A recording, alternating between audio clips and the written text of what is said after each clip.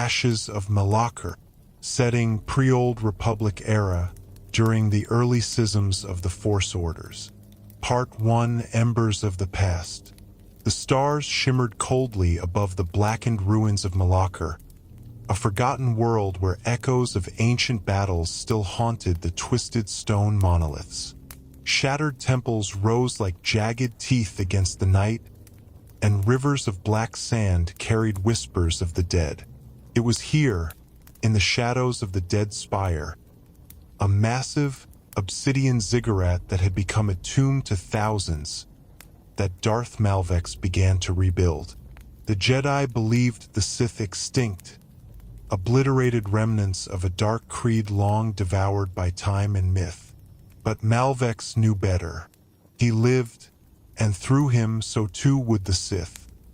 He had survived the purge of Ronith, the massacre at Jundax, and the betrayal of his own master on the burning fields of Drelnor. He was forged in vengeance, sculpted by pain, and refined through discipline. The darkness did not consume him. He harnessed it, channeled it into purpose, wielded it with clarity. His creed was built upon the forgotten teachings of the Siddhari, whispered in the deepest crypts of dead stars and passed down in blood-stained tablets. Peace is a lie. There is only passion. But even passion, Malvex once believed, could be controlled. Passion fueled the will, but without restraint, it became chaos. Discipline was the path to clarity. Attachment, the root of weakness. And yet, that belief began to waver the day he found Kiel. Part 2, The Foundling. Kiel was no more than a boy, no older than 12, when Darth Malvex discovered him on the slave world of Vurin. The boy had been thrown into a fighting pit, forced to battle other children for the amusement of spice dealers and warlords. The stench of blood and burning oils filled the air, and every match ended in screams. But Kiel didn't fight to survive. He fought like someone trying to forget something, as though violence was his only language. Malvex, on a mission to retrieve a lost Sith relic buried deep beneath the sands of Vurin's southern wastes, had no reason to stop. The boy's cries, echoing across the canyon of the arena, meant nothing. But something in Kiel's aura, in the way the Force coiled around him like an unsheathed blade, caught the Sith Lord's attention. It was raw, wild, undirected, a storm with no center. He watched Kiel defeat a larger boy with a brutal efficiency, not born from training but from instinct. The crowd roared, but Kiel didn't bask in it. He stood still, eyes empty. In the Force, the boy shone like a fracture in glass, beautiful, jagged, and dangerous. "What do you fear, boy?" Malvex asked after slaying the guards and scattering the slavers. "Not you," Kiel replied, bloodied and defiant, staring him in the eye. It was then Malvex made a choice he had not made in decades. He took the boy. "You are not my savior," Kiel spat during their first night on Malakir, curled beside a fire beneath the vaults of the dead spire. "No," Malvex said, his voice cold. "I am your future." Thus began Kiel's transformation. His training was brutal and unforgiving. Every failure cost him something: blood, sleep, or bone. Malvex made him build his first lightsaber from broken shards and ruins. It exploded twice before he learned how to temper the kyber. He learned to meditate through pain, to focus his will in the depths of isolation, where only the whispering ghosts of Malakir kept him company. He dueled shadows, starved in darkness, and was buried alive beneath volcanic ash to test his endurance. Malvex pushed him harder than any acolyte before. He tested not only Kiel's strength, but his mind. tempting him with power and then punishing hesitation. Kiel endured the crucible. He thrived. He learned to channel his fear and pain into strength, to bend the Force with precision. He questioned the ancient texts, meditated on contradictions, and found balance in his inner storm. And over time, a bond grew. Malvex did not speak of it. To do so would have been an admission of vulnerability. But when he watched Kiel meditate or recite the old texts with fervor and clarity, he felt something unfamiliar, a whisper of hope, a shadow of pride. He buried it beneath layers of discipline. Sith do not grieve, Sith do not love. But in Kiel, Malvex saw the son he never had. Part 3, The Jedi Decree. By the time Kiel was 23, he had become a force of nature. His presence in the Force had evolved from a storm into a scalpel, precise, deadly, and composed. He could infiltrate minds with whispered thoughts, snuff out a man's will with a glance, and command the darkness as if it were a loyal hound. But it was not his power alone that defined him. It was his unflinching ability to question everything, including Malvex. "The Jedi preach peace," Kiel said one evening as he meditated in the ruins of a long-dead Sith library. Ash from Malachar's ever-churning skies drifted between them. "But they kill for order. Is that peace, or simply domination cloaked in robes and rituals?" Malvex stood in silence, uncertain how to answer. For all his strength, Kiel possessed clarity the Sith Lord had never mastered. His apprentice was not just powerful. He was revolutionary. It was during a covert mission to Velmur that everything changed. A neutral world known for its ancient temples and Force artifacts, Velmur had long walked the line between Jedi influence and independence. Rumors spoke of an ancient Sith holocron buried beneath the Temple of Balance, a site that once served as a place of communion between light and dark before the schism. Kiel was sent alone. Malvex instructed him with care. "Do not draw your blade unless you must. The Jedi do not know who you are. Let the Force guide your silence." Kiel traveled in disguise, moving through shadowed ruins and avoiding Jedi patrols. He found the holocron, embedded in obsidian, its presence calling to him like a beacon. But the Jedi had anticipated his arrival. Perhaps it was prophecy, perhaps betrayal. 6 Jedi Knights and a Master descended upon him. Kiel fought with brilliance.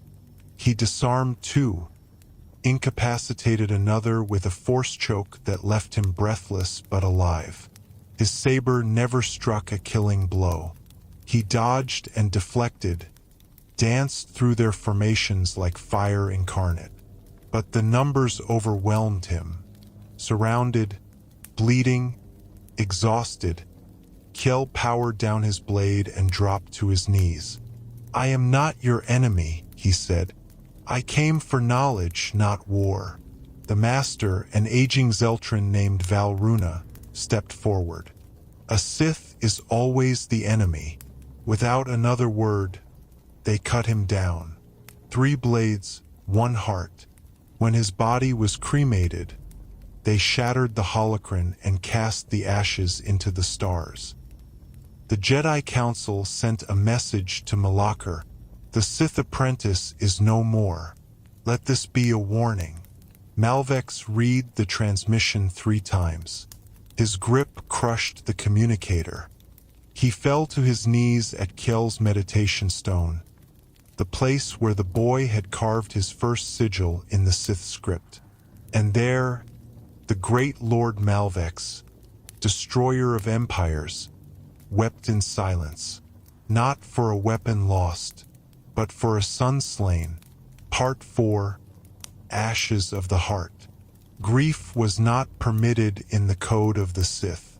But what Malvex felt was something far beyond grief. It was uncontainable, raw, and eternal. In the crypts of Malakir, he screamed until his voice shattered. The force warped around him, breaking stone, bending time, calling shadows from their rest. For days he did not eat or sleep. He wandered the tomb of the forgotten, where old Sith lords had been entombed in silence. He begged them for wisdom. He threatened their ghosts. He destroyed a dozen relics, tearing through scrolls and texts he had once sworn to preserve.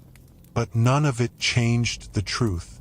Kel was gone, murdered, not in war, but in cowardice. And with him died any belief that the Jedi were righteous. He shed the name Malvex in a storm of fire and lightning, carving his new identity into the heart of the dead spire with his bare hands. Darth Revenant, a ghost reborn in hatred. His war did not begin with armies or fleets.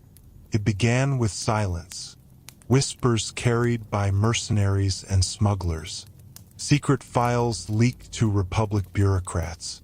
Evidence of Jedi lies, of missions gone wrong covered up, of crimes sanctified by robes and lightsabers. Temples fell one by one, not all by blades, some through rot. Doubt spread like a virus. Then came the deaths. A Jedi healer suffocated in her sleep. A Starship Master Navigator found his hyperlane maps corrupted, leading a convoy into a sun. Entire archives, poisoned with Force rituals, caused psychosis in those who read them. Lightsabers turned on their wielders, kyber crystals screaming as they bled. But Darth Revenant did not act without purpose. He did not seek death. He sought justice. And justice in his mind was truth. Part 5: The Shattered Order. The war that Revenant began with whispers soon grew into a storm that the galaxy could no longer ignore. The Jedi Order, already strained by its arrogance and secrecy, began to fracture from within. Whispers of corruption leaked into Senate halls. Records from anonymous sources, records that only Jedi could have possessed, found their way to public eyes. Jedi outposts burned in the night. Local militias, inspired by Revenant's secrets, revolted. Some Jedi fled their assignments, haunted by the guilt of past decisions. Others doubled down, hunting the shadows that stalked them. In the midst of this, Salen Voss re-emerged. Once a loyal knight, now a fugitive, she sought Revenant not out of vengeance, but repentance. She had witnessed Kel's death. She had seen the truth in his final moments. Revenant found her meditating alone in a cratered moon. He ignited his saber but did not strike. "You were there," he said. "I tried to stop them," Salen whispered. "I failed." Revenant stared at her. In the Force, she did not tremble. "Then redeem yourself. Help me burn them." She did. More followed. Disillusioned Jedi, former initiates, and even former masters who had once believed in the sanctity of the Order now saw the truth in Revenant's revelations. They joined him not as Sith but as exiles. They formed the Shadow Concord. It was not a military empire. It was a philosophical plague. Their creed was carved into the stones of the fallen temples. Truth does not fear shadow. What began as revenge became war. What began with Kel became a movement. Revenant's empire did not raise banners. It raised doubt. And doubt, once sown, consumed everything. Part 6: Fangs of the Future. The Jedi tried to contain the infection of doubt by turning inward, retreating to their core worlds. But the war reached them all the same. Jedi enclaves once hidden among the stars found themselves under siege, not always by soldiers, but by their own former students. Beasts of the Force, twisted experiments created through ancient Sith alchemy, were unleashed upon Jedi worlds. Creatures born of pain and molded by memory.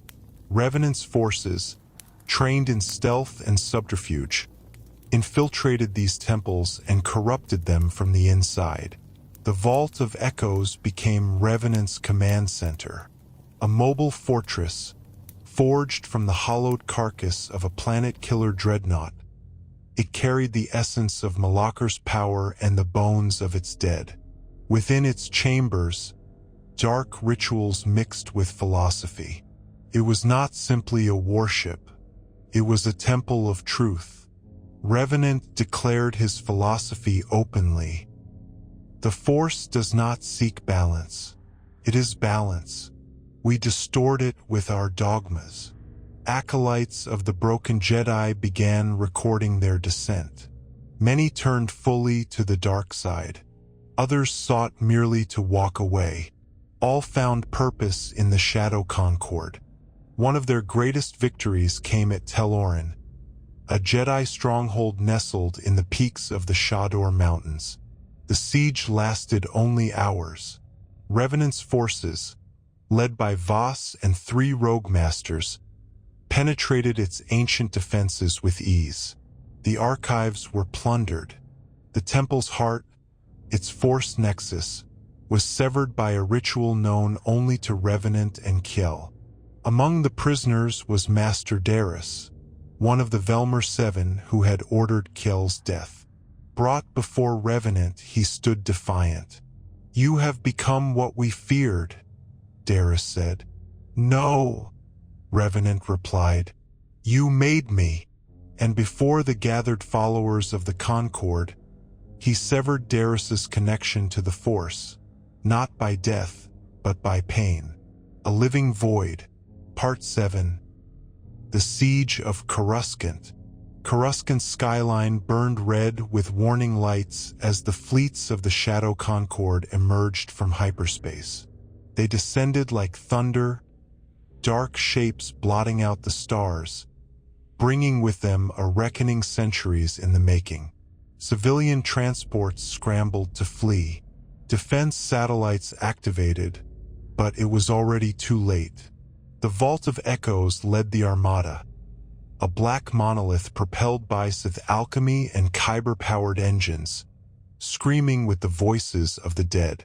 Revenant stood on the command deck, cloaked in shadow, watching the planet that had once dictated the fate of trillions.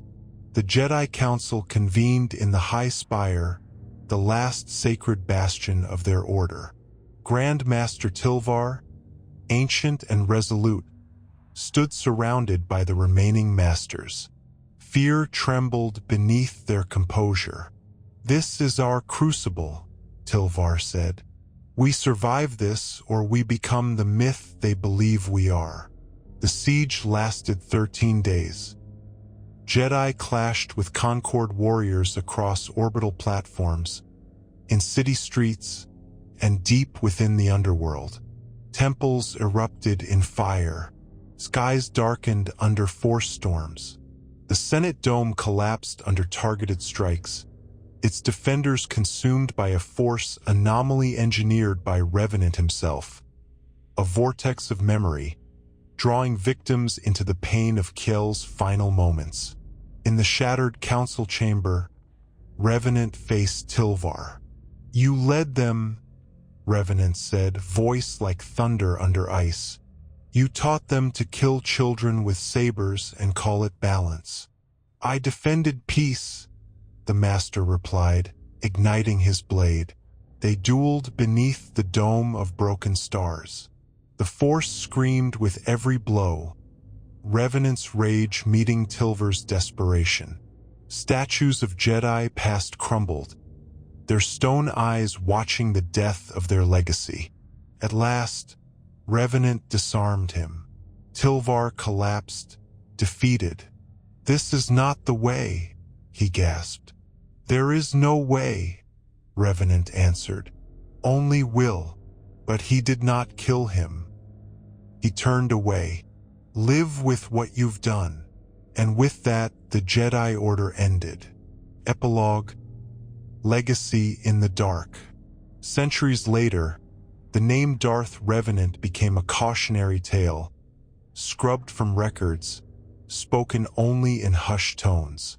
The Jedi rebranded his war as a shadow uprising. The Republic buried the truths he had unearthed.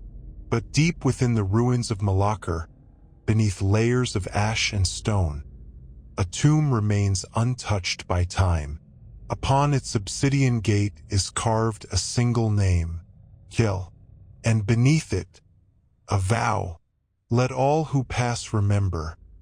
It was not light that betrayed us, but those who wore it as a mask. Inside, the air is still, but the Force hums, because darkness does not forget. And neither does Darth Revenant.